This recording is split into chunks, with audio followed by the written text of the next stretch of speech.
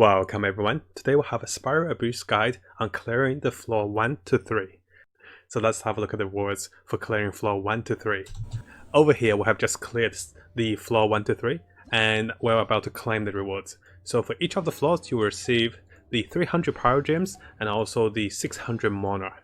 So this sums up to be 900 gems and 180k mana within about 15 minutes of my clearance. On top of those valuable in-game currencies, we also have Xiangling, which is available after clearing out floor 3. So here we will be claiming Xiangling. And by claiming her, we can now use her as one of the best free-to-play DPS character, which is very lovely. As you can see over here, I have created a pretty detailed guide on floor 1 to 3, including the enemy levels, the type of enemies, the size of them, whether there are any leads, boss monsters, and what things we should be aware of. For example, some of the wizards can blink, the trolls might do a spin attack, and also the final boss golem can do a stomp, slam, and clap attack, which can be very devastating to the party that's not prepared. The first floor of the Spiral Abyss has level 25 enemies. This is pretty much the trial, getting us used to what's happening in the dungeon and how should we deal with the monsters. In Chamber 1, which is the first level, you'll see a lot of slimes. Those could be electric, can be geo, and they ranges from small to big. On the second chamber, you'll see trolls and elite trolls. Those are pretty common and you do face them a lot in the wild, so you shouldn't have a problem against them. On the last stage, you'll see lots of big slime, elite trolls, and one female wizard. Only thing she does is blinking around, so make sure you target her with your AoEs. So let's have a look at the replay for floor 1. At the start of each chamber for each of the floors, you'll be propped towards picking 3 different buffs to your party. Notice there's 2 writings that's highlighting the buffs. Some of those says just for this chamber, some of those says effective for this floor. Those that are effective for this floor means there are 3 chambers on the floor. This buff will persist after this level of the chamber. But for those that says effective for this chamber, that means it only lasts on this chamber. On the next chamber, chamber 2 for floor 1, those buffs will not follow us onto the next one. So the plan usually is to pick a few of the ones that goes onto this floor, and on the last chamber, you can pick some of the stronger buffs on this chamber because that will be the last chamber you'll play. Sometimes if you have trouble beating the particular chamber, you can just go with effective on this floor. It also depends what your team is based on. Going to the fights is pretty straightforward. All you have to do is activate the key and the monster will spawn. You can see on the side over here that the floor 1 chamber 1, we have the 90 seconds, 150 and 210 seconds timer cooldown. What this means is you must clear this particular floor within the time limit. You can see that I'm currently using Venti and I'm also using Jin. So my team's slightly stronger than most of the average team. And if you don't have Jin most of the time, you probably have Barbara as a healer. Notice that you cannot heal on the floor. Even after you finish the floor, your HP will stay the same. So make sure you top up units whenever you can, because you want to keep them as high as you can for the next coming battles. And the floors are pretty straightforward. Likely we'll skip a little bit as we fight those monsters, but those floors are pretty quick as well. So the most focus is try to hit your AoEs together onto the enemies. There we go, we clear the floor, and you can see that by clearing all 3 of the star challenges, you also get a higher bounty reward. The more stars you get, the higher the bounty reward is from this floor. And after that, you can choose to leave for now or continue. If you click leave for now and don't finish all 3 of the chambers, what you have to do is next time you come back, you have to redo all of the chambers. If you click continue, you try to finish all the chambers and then finish the floor. It's quite straightforward on chamber 2 and on chamber 3. And here we have fast forward directly to chamber 3 of floor 1. Notice here there's a buff that affects this particular chamber. This is the last chamber of this floor and none of those buffs will go to the next floor with me. So what I do is I'll usually pick the strongest buff I can get, and this is the plus attack buff.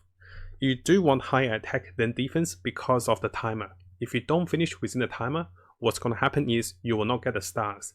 And not getting the stars means you get less reward and you might not get the particular stars for the gem rewards as well. As we're going to chamber 3, keep in mind, the last chamber of each floor usually contains a few of the bosses. They're usually more challenging and more difficult to fight. Here we start right away with the elite troll. And what you want to do is you kind of want to pour the monsters together so your AoE damage can do to everyone.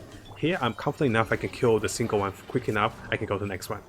Notice I also missed my Venti ultimate because big monsters does not get dragged in by those ultimates. So you can't control them unless you break the shield.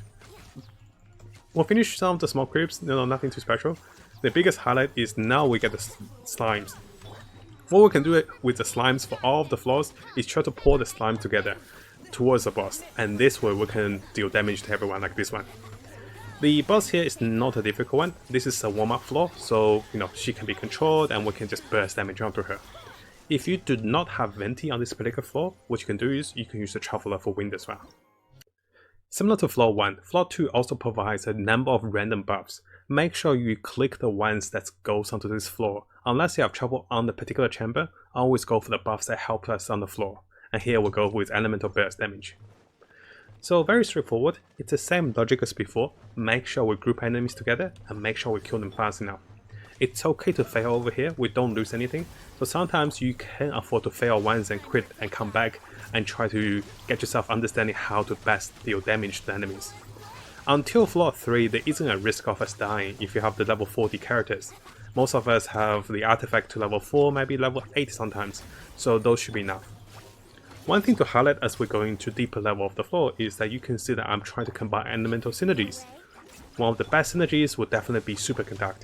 So try to have an electric and also cryo character can reduce enemy's defense by a lot. And this also allows me to follow up with my Amino characters, which does the throw damage. At the same time, notice I'm also actively healing my team because I want to keep my team high with HP. And there are two reasons. One of that is my Venti have an artifact that if my HP is over 70%, we do more critical chances. Second to that is you want to heal up before you go to the next floor, because you never know how challenging the floor is on the next one. If it gets too difficult, your current HP will be the limitation of you to break the floor through. So if you finish this floor with 60% HP, you start the next floor with 60% HP, and that's not what we wanted. We want to start the floor with 100% HP to play around with. And also, you cannot use potions or food items here, so if your characters die, they are gone for good. You have to restart a particular floor to do that again, and it's okay. It's not that difficult for the first 3, so we can definitely try that out. As we're going to floor 2, chamber 2, this is a special type of dungeon that makes you defend a particular objective.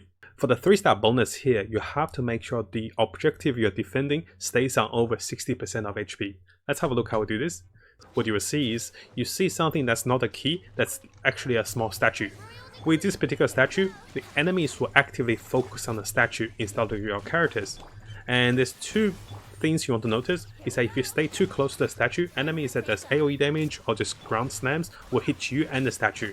So you want to stay a little away from the statue. At the same time, you want to be close enough to get enemies away from the statue, because if they don't focus on you, they will run to the statue.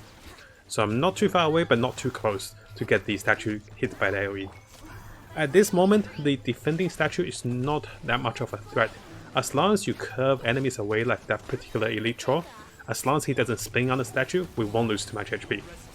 Fortunately enough, having Venti means we can control the enemy pretty nicely, and we have been actively combining the two combinations of electric and cryo to do superconduct on enemies.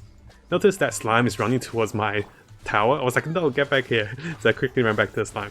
Yeah, if you don't get dragon enemies into you and hit them, they will focus on the tower. Definitely try to keep the tower HP high, because if it goes under 60%, we cannot get the 3-star reward. And after that, it's pretty straightforward. Slam your heals before you finish the floor, and make sure you look at the mages. The mages will focus on the target right away. What you want to do is, you want to break their shield. After breaking their shield, they're vulnerable to controls. And we're facing one of the Hydro Water Mage. To break the Hydro Water Mage, you can use electric, fire, etc. As long as you break the shield, the mage will not last long. The difficult part is, if you don't break the mage's shield and the mage keep hitting the tower and gets under 60%, then you probably have to redo this again for all 3-star challenges. Floor 2 Chamber 3 is a pretty straightforward boss battle. You'll be facing a few of the elite monsters. As you defeat those elite monsters, more of them will come. We start right away with 1 elite troll and 2 of the troll wizards. Those are not shield wizards, so they can be controlled. Aim and focus, try to get the monsters together, at least the melee monster with the range monster, so this way you're doing damage to 2 of them. What I'm doing is I'm just focusing on 1 monster because I know I have the damage for it. You should really try to pull them together like this. So here I'm coming back to pull them together and try to AoE them together. The wizards cannot be dragged together unless you have a control spell, so just focus on each of them. They can be stunned and they can be proc controlled, so they're quite fragile. After defeating the wizards, what you want to do is you want to pull the enemies together as you go. So those are the 2 water mages that we will be fighting as bosses here. Notice I used my Venti ultimate and they are not controlled. While having the wizard shield, the wizards cannot be stunned, and what you want to do is you want to do elemental synergies and combos onto them. Here I managed to freeze one with my Cryo because they also Hydro themselves, which is very lucky of me. Having electric and Hydro means I'm a really good counter for those flaws. As we wear down the shield of the monsters, they become much more vulnerable. And notice that they can blink, so make sure you time your spells correctly so you don't miss a big casting when they're blinking. Keep in mind, as long as we finish this floor within 180 seconds, you will get the 3-star challenge effect. So here we got all of the 3 stars over here on the first try. Very nice. Now let's go into floor 3. Something I forgot to mention in the earlier floors is there is also a Leyline disorder. This is like an additional buff on the particular floor. And over here for floor 3, we have the throw reaction damage increased by 300% and increased AoE by 100%. This kind of favor the animal units, which can interact with the swirls of the water, ice, electric, and cryo. What we can also look into is also having more animal units, because the animal damage of all party members also increased by 75%. So the floor itself is kind of suggesting what units to bring, but at the same time, if your units are strong enough, they can still beat it without those buffs. So let's have a look here. It was pretty lucky of me. So I have my electric units, I have my double animal units, and I also have a cryo unit, so it's actually perfect for us. Over here, I wasn't sure how difficult the chamber 1 of floor 3 can be, so I actually picked the strongest buff I can get, which is the increased attack by 30%. Notice this only lasts on this particular chamber, so on the next chamber 2, I will not have this buff. But I thought, I'll give it a try, let's see how hard we can hit. And I do remember the monsters here are level 45, so they're pretty much our level. They are the same level as us. Most of the monsters are susceptible to AoE control, so having someone like Venti or maybe the Wind Traveler can really drag them together and make them susceptible for more damage. You can combine that with Ember's Little Bear, you can combine that with a lot more AoE damage to come. You can also try Laser as she zaps enemies with Electric. The biggest focus is to rotate your spells. Most of the enemies can be pushed over, can be dragged together. As long as you rotate your spells and interact with the chain elements, it's really good for damage. And yeah, usually slimes follow you. So right away, I ran towards the archers. As we get to the archers, we'll focus AoEs on them, and we get the most damage this way. I always remember the heal though, so notice I always cast Jin's ulti, and if you have Barbara, make sure you heal with Barbara. She's got 2 healing spells, so there's no reason for you to save one, so definitely make sure you have enough healing and keep yourself high. Monsters here will do some decent damage now. One small trick you might have noticed there is you can try to dodge a particular income attack by casting a spell. The casting animation sometimes dodges like 0.5 seconds, it evades attacks for you. Coming over to floor 3 chamber 2, this is when you start to face the humanoid band-aids. This is the first time during my beta testing that I was having trouble with those units. Those units are a little harder with attack, and those units are much harder to be collected together. Let's have a look how we do over here. So over here we pick the elemental damage increase, and with the bandits, what you want to do is you still want to drag them together, but keep in mind, some of those are archers, but some of those are melee units. You want to kind of get towards the archers and then drag them together. Right away you can see how much damage they dealt to my Venti, and in order to avoid that, you try to heal as much as you can, and I try to heal and do damage at the same time. Notice there's some of the bandits that throws bombs, there's some archers, and there's some melee units. The moment you can get a good stun off, maybe with a Wind Traveler, you drag them together, and then you can combo with your elements. It's quite important that we actually kill them fast enough to get the next spawns to come, because the more they come, the quicker we can clear the timer. With only 180 seconds, I think I was able to get 2 stars on my beta test, but here with enough damage on Venti, I was able to get 3 stars. Simply because his vacuum is so much stronger. With the Wind Traveler, if you're using him, try to drag them onto a line and then push them together with a Cyclone. always look out for your skill rotations when they go onto cooldown. For Venti, it's such a low cooldown, so you can see me using him a lot. I also try to use Jing a lot to get her to get more elemental energy for more heals to come. And there you go. The monsters over here are not too difficult, simply because we're able to stun them and drag them together multiple times. The ability to drag enemies together is so effective, and each time I do that, I apply the electric and also cryo onto them. Finally, we have floor 3, chamber 3, which is the final goal for us to get 900 gems and also Xiangling as the free-to-play character. What you can see is there's a number of choices, and I was thinking, what do I need? Eventually I went for attack. Because this is the last chamber, I usually go for the highest buffs. Right away, as you go through the start challenge, you'll see two monsters. One is the Axe Troll, the second one is a Battle Golem. What I try to do is I try to drag them together, and I try to finish off the weaker one. The Battle Troll is more susceptible because he doesn't have a shield, and I'm trying to debuff him with Superconduct. Notice the amount of HP lost as I fight against those units. They hit quite hard. So really try to stay away from the frontal side of the Golem and try to finish the Battle Troll as quickly as you can. Here I'm trying to heal, I'm trying to do AoE. As long as I can finish one of them, I should take much less damage. Also to notice, because those are large monsters, they're hard to be controlled, and because of that, it's even harder to drag them together. Notice the Golem actually did a massive stomp and a clap on me, and my cryo character just went down to 1/3 of HP. Because we cannot heal on this particular map, it may be okay to select one of the healing choices over here. But for me, I was lucky enough to get an attack choice and try to really push through with more offense. Again, notice that I have been slammed a few times because I was a little careless as the monster get lower on HP.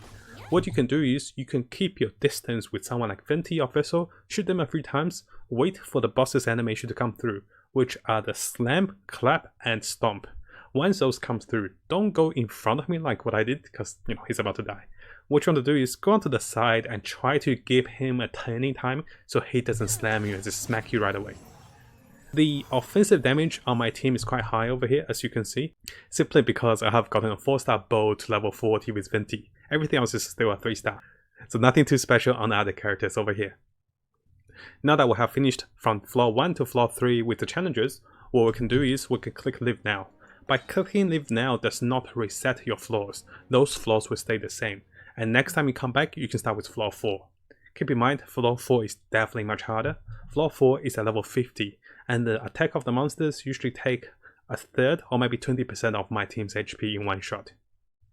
In order to claim your rewards, what you can do is you can re-enter the Spiral Abuse and click on the chest over here. Each time you click, you get 300 gems depending on number of stars you have. You should be aiming for all 3 stars in each of the chambers. And after that, make sure you come back for Xiangling over here. Make sure you go over to the event overview and click on the People's Choice. This is where you actually loot for the daily login rewards with Sister Day, and on the second bar it's People's Choice. What you have to do is you have to click on the Xiangling logo, and this way we can receive a copy of Xiangling and get started with her if you need a DPS character with Pile. If you guys found this video helpful, make sure you click subscribe and click the little bell for more videos like this to come. What I'll do is I'll have a comprehensive guide for each of the floors from floor 4 to floor 5, 6, 7, 8 and up to floor 9 to 12. And I'll be preparing several guides similar to this one for us to clear each of the floors, hopefully with 3 stars. Thank you so much for watching, guys. I wish you guys best of luck with catching 5 stars and have a great time exploring. Thank you guys, I'll see you guys next time.